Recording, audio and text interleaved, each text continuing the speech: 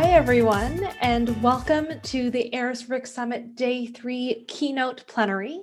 For those that I haven't met yet, my name is Connie Tang, Manager of Research Impact Canada, and one of the very proud co-organizers for this summit. As with all other plenary presentations, there will be a Q&A at the end. And actually, it would be incredible if you typed in questions as you have them, as they pop into your head, into the Q&A box, into the attendee hub on your, at least for my screen, the right-hand side of your screen. And without further ado, it is my pleasure to introduce you to Dr. Wendy Cukier, our keynote speaker for the day. Dr. Wendy Cukier is the Diversity Institute founder, Academic Director of the Women Entrepreneurship Knowledge Hub, and Research Lead of the Future Skills Center. She is one of Canada's leading experts in disruptive technologies, innovation processes, and diversity and inclusion. The Diversity Institute works with partners on projects aimed at promoting diversity and inclusion in leadership and entrepreneurship. And of course, with the Women Entrepreneurship Hub, funded by the Government of Canada, this promotes inclusive supports for women and other diverse entrepreneurs. Wendy was also an integral part of the new $365 million led Future Skills Center funded by the Government of Canada, and now leads a program of research focused on driving innovative approaches to bridge the skills gap. For me personally, I've had the pleasure of working with Wendy in a small capacity in some previous lives, and I'm so delighted that she is here today to talk to us about advancing workplace equity, diversity, and inclusion using a systems level approach. She'll touch a little bit on the economic impacts of the COVID-19 pandemic, as well as give us some frameworks for organizations and individuals such as me and you to consider actionable goals to promote EDI within organizations and in the broader skills and employment ecosystem. Over to you, Wendy, and thank you. Thanks so much. And Connie, I would be so happy to work with you more. Same. I am going to try to share my screen, which is always a challenge. Old dog, new tricks. You know what that's all about. Does that work? Yes, it does. Okay, great. So I'll try to provide a bit of a context for a broader discussion around equity, diversity, and inclusion, and what it means as we try to rebuild better, drawing on threads from a number of our different research initiatives. So just quickly about us, I think Connie's really covered it well. The Diversity Institute has about 100 full-time staff now. We're based at Ryerson University, but we have hubs across Canada and connections, in fact, around the world, where we work on collaborative projects that have a strong research foundation, but are very much focused on action. So we're really interested in doing research to drive change. And in addition to doing the research, we also do a lot of, we test out different models for addressing some of the challenges. So for example, we run programs that help transition arts graduates into tech jobs. We run programs that focus on teaching entrepreneurial skills to refugees. We run free programs for Black families to help them navigate the online learning environment and so on. So, and then we evaluate those and try to draw conclusions about what works and what doesn't work. So we're a little bit different than a lot of other university-based research centers. And our work is really grounded in the notion that there is a business case for diversity and inclusion, that it helps us do whatever it is we're trying to do, whether we're running a business, running a university, running a police department. It helps us do our job better. And this comes from, quite a lot of research that looks at different dimensions of diversity and inclusion. So in Canada, we tend to focus on what we call 4 designated groups: women, racialized people, referred to in legislation as visible minorities, Indigenous people, and persons with disabilities. In addition, there's growing attention being focused on LGBTQ2+ people, those with different gender identities, non-binary people, and so on. But in general, a lot of our research focuses on those 4 categories. So this is just a study we did a number of years ago that really reinforced for me the importance of a gender lens, but recognizing that that concealed a lot of differences. And so we really are committed to this idea of intersectionality.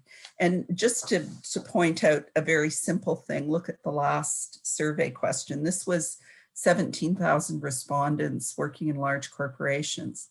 In my organization, people tend to recommend people of their own ethnicity for high visibility assignments. 9% of white men agreed versus 33% of racialized men. So that it's very clear that the gender differences, look at the difference between white men and white women, it's there, but it's not huge. But when you add race to the equation, we see even bigger differences. We also know that within categories, as I said, within Canada, we talk about racialized people. There are huge differences between the experience of people who are Black and people, for example, who are South Asian or Chinese. Again, this was pre-COVID. It will have changed a lot because people of Chinese origin or those who look Chinese to some have been subject to a lot of hate and discrimination as a result of COVID. We also know that within categories, we have to consider things like age. So this is a study, one of the largest ever done on Black Canadians, 1,500 long interviews, 1.5 to 2 hour interviews on a whole variety of issues. And what was interesting and really disturbing was the difference between the perceptions of young people about their experience of racism versus people who were my age or older. So half of young Black people in the Greater Toronto area felt that racism and stereotypes were the greatest challenge facing the Black community. And that's about the same proportion who felt they were not welcome or included at school. Your prospects of achieving are very much undermined if you don't feel like you belong. We also have problems in Canada. We put a big emphasis on skills when we try to attract newcomers to this country, and then we don't give them jobs. And so there's a lot of research that looks at the experience of immigrants who in Canada are better educated than the average Canadian-born worker and the barriers that they experience in the workplace. And what's interesting for me about this is employer perspectives versus job seekers perspectives. And I continually say that employers are looking for workers in all the wrong places. In somewhere like Toronto, half the population was born outside the country. And so if employers do not have inclusive approaches, they're fishing in a really small pool for talent. And again, when we talk about the business case, we know that in Canada, the bulk of workforce growth is going to come through immigration. So if you don't have mechanisms in place for attracting and retaining newcomers, you're missing out on talent. We know that, in a city like Toronto, half the population is born outside the country, half the population is racialized.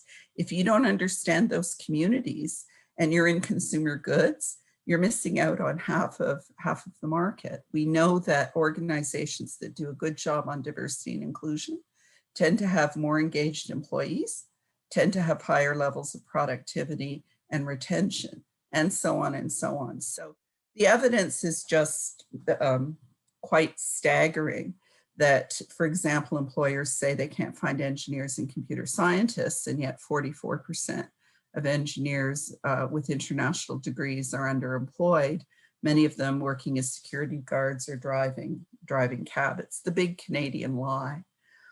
When we look at the experience of people with disabilities, the picture is, in my view, really quite disturbing. And what it shows is that if you compare university graduates with a disability, which is the purple line on the right, with people without a disability and who haven't graduated from high school, the high school dropouts have better employment rates than people with disabilities.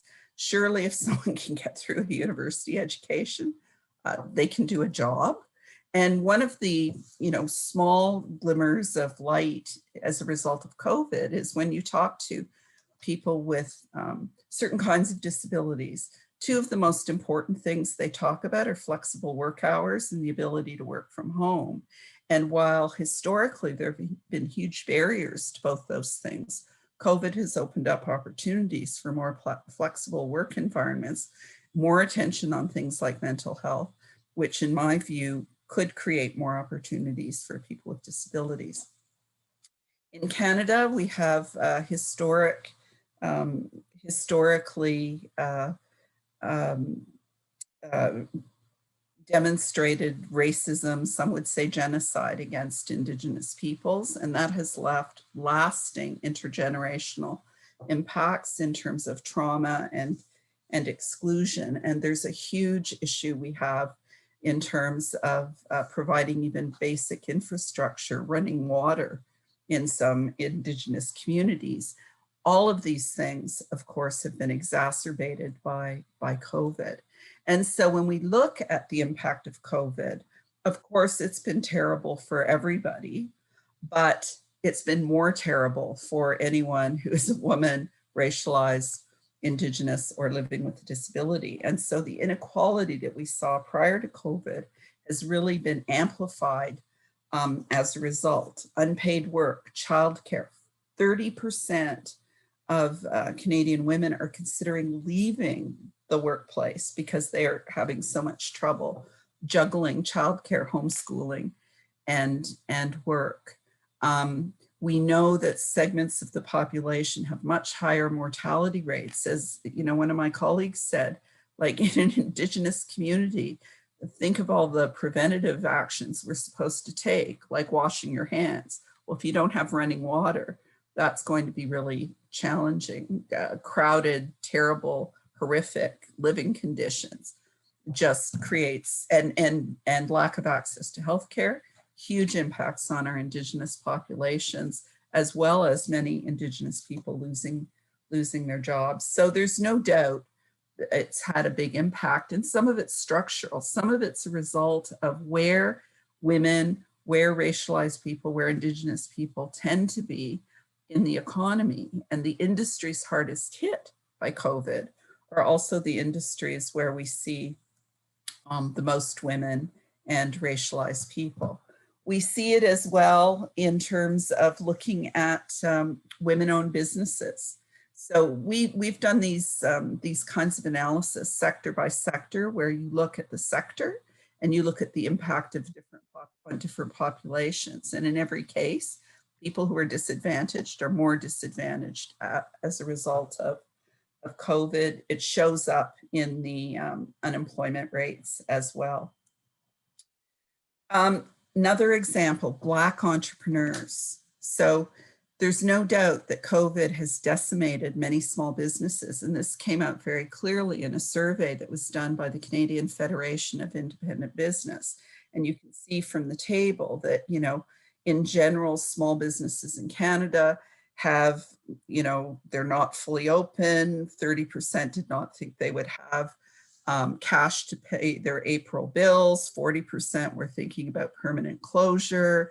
25% said they could survive less than a month. And 56% had said they had lacked capacity to take on debt.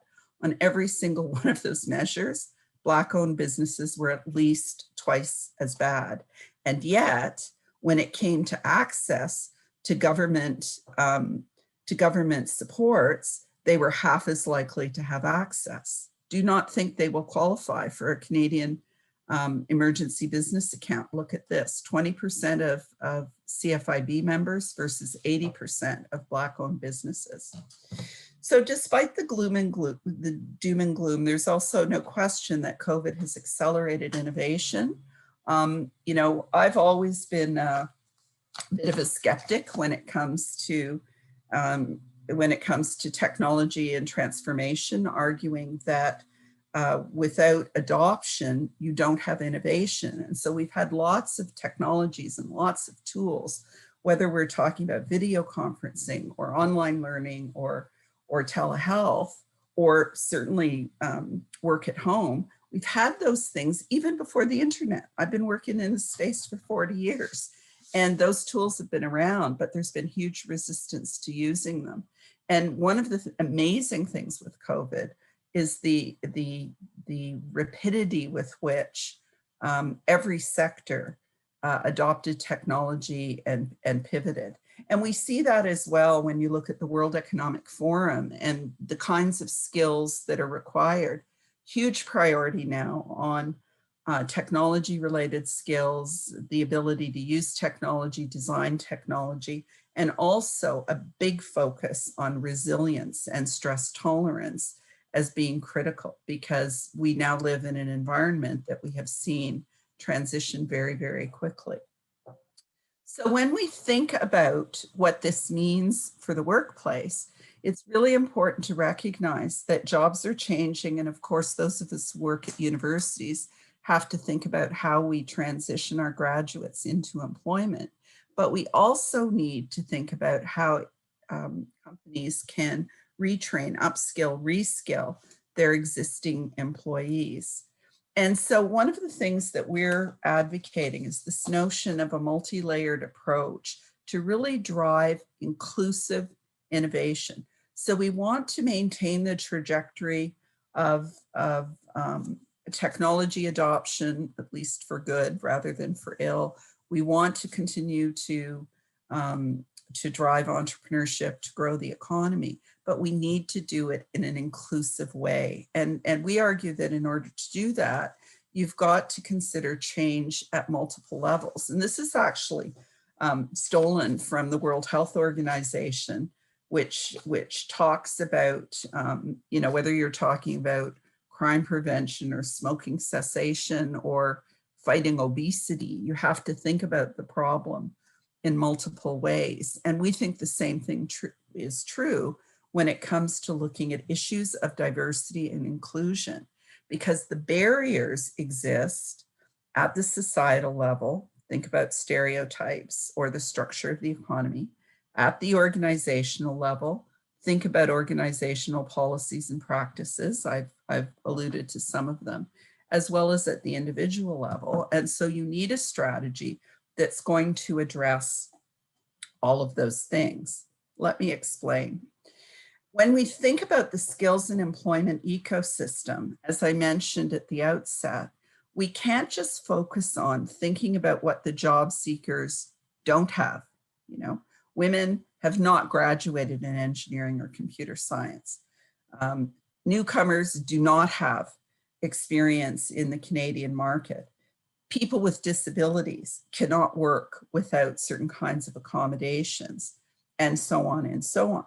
And of course, we have to be attentive to what job seekers have and don't have, but we also have to be attentive to what employers do and don't do, because a lot of employers, as I said, are fishing in small ponds. We know that if you have a foreign sounding last name, you're 30% less likely to get an interview with a large employer, 40% less likely to get an interview with a small medium enterprise, even if you were born and educated in Canada, right? So huge evidence that there are barriers that employers put up to talent, because many employers, especially small ones, are hiring in their own image, are relying on informal networks, don't know where to go, don't know how to build the relationships, and have assumptions about what credentials people need to have in order to do the job. So we really have to challenge assumptions on both sides. We have to focus on developing skills that are in demand, but we also have to think about innovative approaches to recruitment. We need to think about upskilling and reskilling rather than pushing out employees that have lots of institutional knowledge and experience. We have to figure out ways to take them to the next level. So when we think about where the problems are and where we think about where change needs to happen, organizations don't exist in a vacuum. So we have to think about the context of organizations. We have to think about culture and stereotypes. We have to think about policies. You know, our last budget in Canada has made big commitments to universal childcare. Most civilized countries have far better programs in place to support children.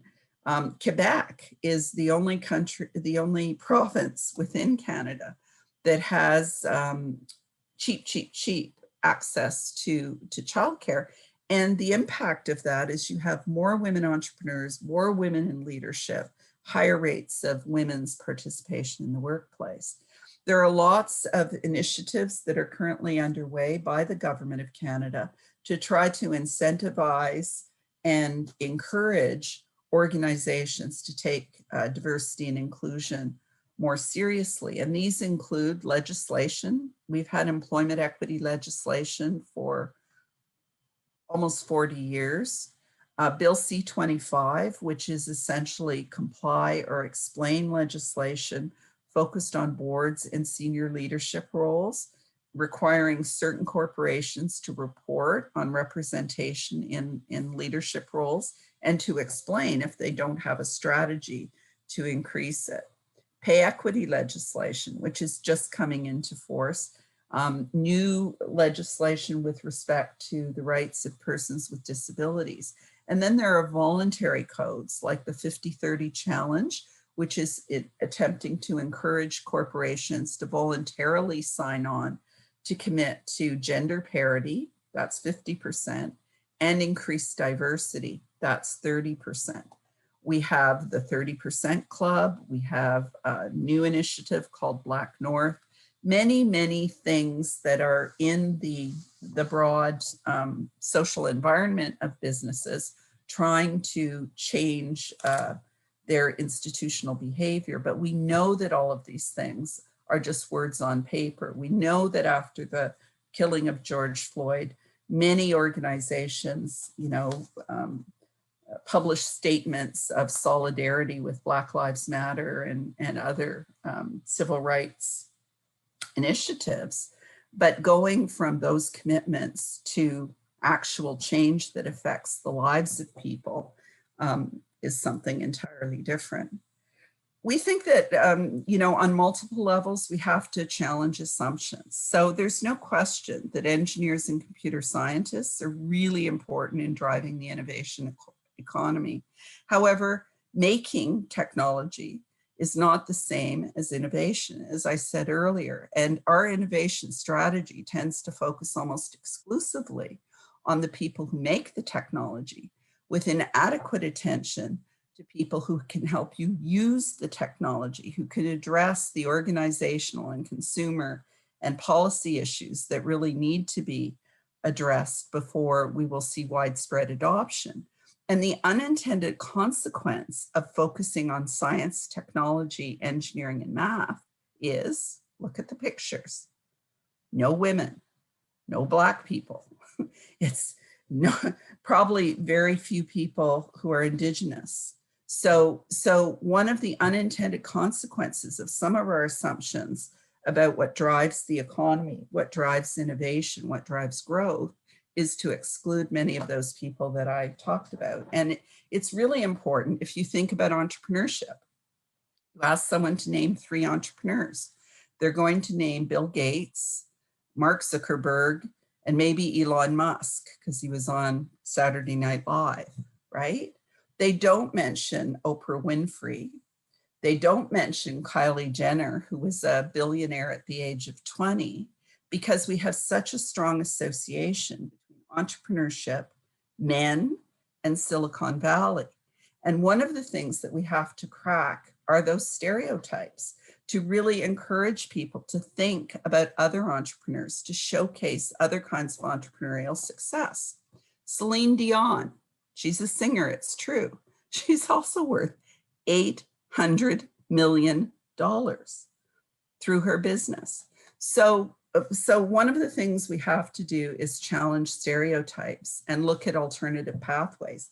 These tech CEOs from large companies, primarily in the States, only a few of them, half of them about, had STEM backgrounds. The other ones came up through marketing or human resources or law and regulatory processes. So thinking about policy, thinking about stereotypes, really, really important.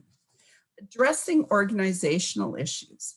So, and we have a tool, lots of people have tools and frameworks and pathways to encourage organizations to look at their leadership and governance, to look at their organizational culture, to look at their HR practices and their targets and their measurement and how they engage with the outside world, and to think about diversity and inclusion at every single step of their operation, whether it's a hospital or a university, a police department, or a consumer's goods company.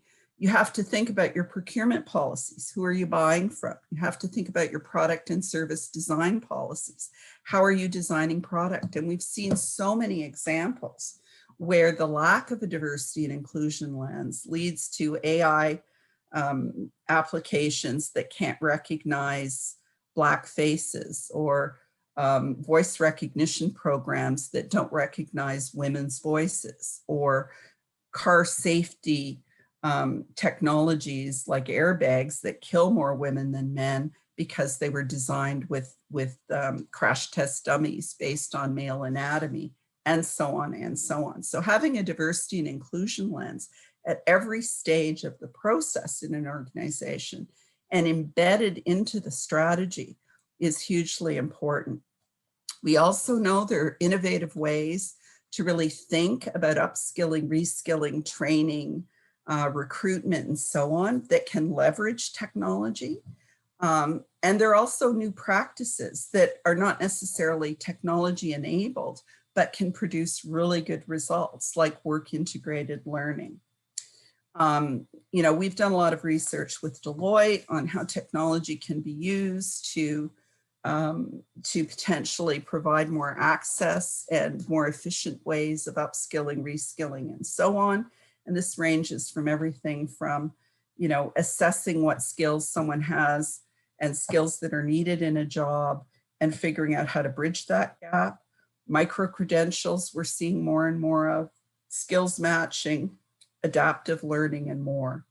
There are also important programs that address barriers to success upstream, try to encourage racialized and lower income youth in completing high school, transitioning into university, being successful once they're in university.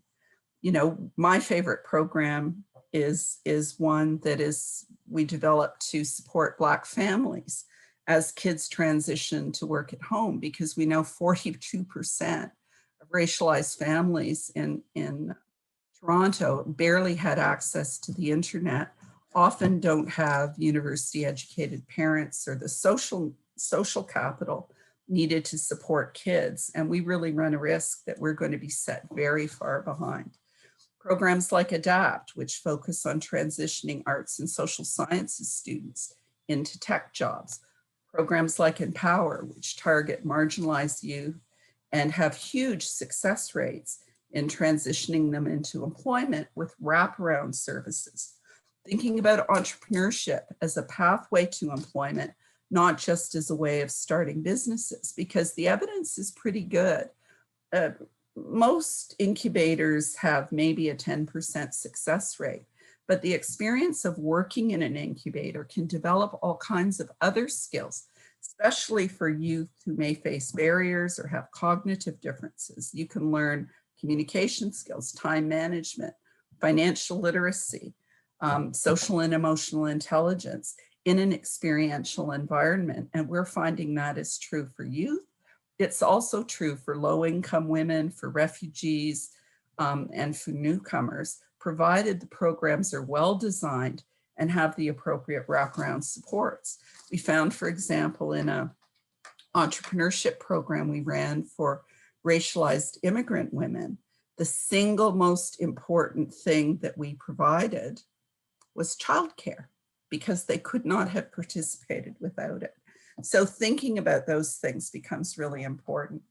The other point that's been made to us repeatedly is, especially when we look at programs that are targeting racialized and low-income youth, there's a lot of focus on deficit. There's a lot of focus on crime prevention. There's a lot of focus on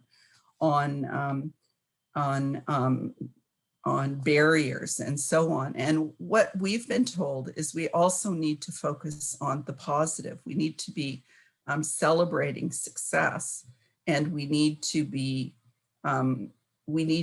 setting goals, helping to shape goals and aspirations. And one of the projects, Lifelong Leadership Institute, for example, targets youth from the Caribbean and African origin, and really focuses on pushing them, on giving them social capital and experience, and exposing them to leaders like Ahmed Hussein, who was a Somali refugee and now is a cabinet minister. And at the end of the day, it really comes down to all of us, because fundamentally we make choices, and increasing. I'm not a big believer in training to drive change. I know if I eat too much, don't exercise, going to be fat, doesn't change my behavior. And there's a lot of emphasis that's often put on training, on, anti-Black racism training or unconscious bias training and so on. I think training is an important piece of an integrated strategy. But at the end of the day, it really comes down to people's commitments and choices. And so understanding your privilege, understanding what you know and you don't know. I did the Harvard implicit bias test. I've worked on women in technology for 30 years. And the Harvard implicit bias test showed that instinctively, I associate men with technology and women with arts.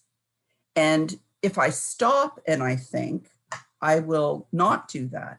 But my instinctive bias is to associate men with technology and women with arts. And if you think about, one of the best ways to counter unconscious bias and discrimination and microaggressions and so on, it's to stop and think, to apply the same level of rigor and rationality to our interactions with people that we apply to our scientific experiments. The idea of mentoring and sponsoring is very important. At the end of the day, really committing to not being a bystander, because every time there's a scandal, whether it's sexual harassment, whether it's racism, whether it's, anti-Indigenous behavior. All of us saw some horrific examples of that playing out in a hospital in Quebec, for example. Every single time there is some horrific case that is brought to people's attention, we find out that people knew. Almost invariably, these were not secrets. These were not behaviors that were hidden. These were behaviors and actions that were observed and known about by many people, but they didn't do anything about it. And that for me is probably the most important action we can take to drive change. And in Canada, I think we've often said diversity is our strength. It's an important narrative, and we do believe that diversity and inclusion leads to innovation. We do believe that it gives us access to better talent. I love this hospital that was advertising during a particularly vile period of Islamophobia, and they said, "We don't care what's on your head, we care what's in it." I think there's huge potential to leverage all of this, but it really will take all of us working together. Thank you very much. And I think I might have a little bit of time for questions. Wonderful. Thank you so much, Wendy. Yes, we do have some questions here. So our highest voted question here is, what are some practical ways in which small employers and organizations can access that larger talent pool? Really good question. And I think that, SMEs, I'm very sympathetic to the challenges SMEs have in particular because, they're often running as fast as they can, changing the wheels on the bus while, especially in this environment, the person who does the HR is the person who, changes the light bulbs and stuffs the envelopes or whatever. So there's no question that SMEs face some particular challenges, but there are tools. There are tools to support HR. There are also networks. We work a lot with the chambers of commerce, for example, and regardless of what country you're in, there are a lot of business associations which can provide a kind of critical mass to support aggregating tools and resources, to helping share best practices. In fact, in Canada, the Ontario Chamber of Commerce is a partner with a social enterprise called Magnet that helps match people looking for jobs with job opportunities. So I think with a lot of SMEs, there's safety in numbers, there are platforms, there are things that you can do together. But the most important thing is to make the commitment. Mm-hmm. There was another question saying that, the multi-layered approach was really fascinating. I don't think they've seen it before. What does that look like in practice, in reality? So we've done a lot of, we have a whole bunch of projects that we've worked on with large corporations, with government agencies. We're doing one with a hospital and so on. And essentially, what it looks like is it's a strategic planning process to a large extent within an organization. That's the first piece, is that you want to apply a gender and diversity lens at every single stage of the organization. And then you want to think about, what can my organization do in the larger environment? So we've seen in Canada, for example, more than 1,000 organizations sign up to the 50-30 challenge, signaling their commitment to advance diversity and inclusion. Corporations can also make decisions about procurement and support, for example, women-led SMEs and so on. And they can use as part of their government relations clout, advocating for childcare. They can make decisions about where they advertise based on good diversity and inclusion practices. So I think the first thing is you focus on the organizational issues, and then you think about how you can use your organization to drive change. And similarly, all of us as individuals, we have a sphere of influence. People often think we're powerless, but you're not. You can have a profound impact on the lives of colleagues, even if you're not in a position of power. So I think it's really that question about getting your house in order. Let's need to think about our privilege and also our power and how we can use it for good rather than for evil. Mm-hmm. Some 2 or 3 other really great questions. They're just coming in. The movement to allow work from home and technology adoption due to the pandemic has increased the accessibility of jobs for those with disabilities. Do you agree or disagree? I think for some people with some disabilities, it's been good. For others, for example, for people with mental health issues, in some cases, it's been worse. So it's a little bit on the nature of the disability and whether the workplace provides, support and assistance, or whether it provides barriers. Do you have ideas on how to challenge systemic and organizational racism and the policies that continue to support white supremacy? Yeah, I mean, it really, in my view, and others don't necessarily agree with this, but in my view, any kind of social change requires building collaboration, partnerships, figuring out what your messages are, and figuring out how hard you can push the envelope. So, I have observed, for example, in organizations, universities talk a good line, but there's a big gap between what they say and what they do. And so you really need people within the organization that are constantly raising these issues in whatever fora they can be raised in. I think allies are important as long as they know their place. I think data is important. I mean, the most powerful things that we had, and it shaped government policy, was we were able to show in the city of Toronto, where half the population is racialized, white women outnumbered racialized women 12-1 on corporate boards. And that data, just that little data point, had a big impact on our ability to go to women's groups and say, hey, if you're not paying attention to diversity as well as gender, a lot of people behind. It allowed us to go to the government to say, hey, if you're introducing new legislation to deal with boards and you're only looking at gender, not these other dimensions of diversity, it's not Canadian. So I think data is important.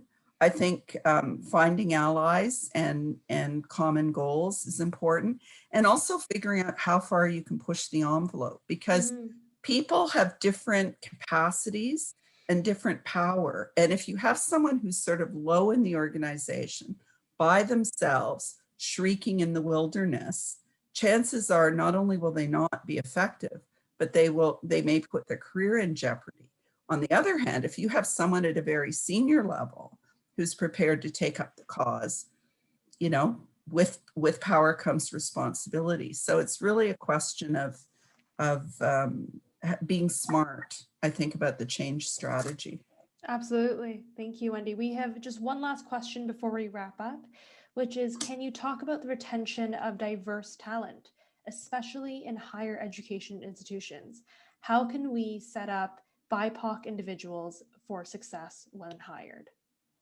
Such a good question. And I think it doesn't just apply to BIPOC individuals, it applies to women as well. My friend Julie Caffley, for example, did research on women in senior leadership in academic institutions and found that they were overwhelmingly, the majority of people got pushed out before their terms were up.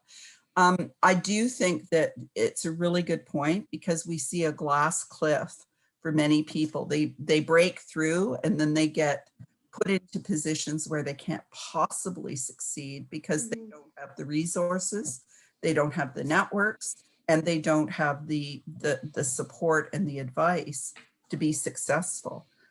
So for sure, you need a really strong strategy at senior levels to make sure you're not setting people up for failure. And I think, again, within organizations, retention is massive. I just had a conversation this weekend with a woman who used to work at one of the colleges. And when she looked at dropouts, 90% of the students who were being virtually expelled from the college, 90% were Black. So they had what was required to get in, but for whatever reason, they weren't staying. And that to me is an institutional failure. That's not a failure of the individuals. And so, again, data helps because you can figure out what's going on.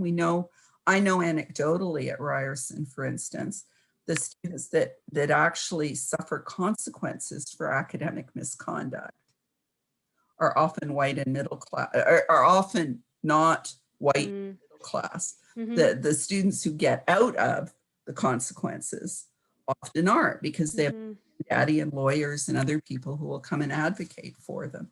So there's a lot to unpack.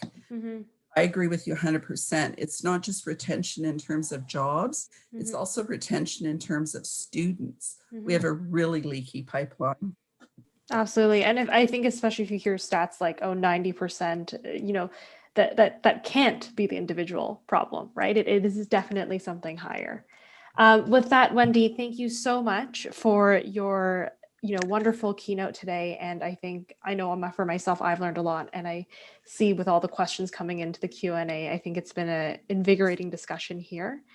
So we'll wrap up here. Thank you very much, Wendy, again, for your presentation, for your time today. And I wanted to let all the other attendees here listening that we have included websites for reference in the Q&A of the session description, and you can view those as soon as you refresh your page. You'll see all the links to a lot of the projects, initiatives, reports, and research that Wendy has been talking about throughout her talk today. With that, thanks so much. And I put my email in the chat as well if anyone wants to follow up. Really grateful to be included. wonderful. Thank you so much, Wendy, and thank you so much, everyone else.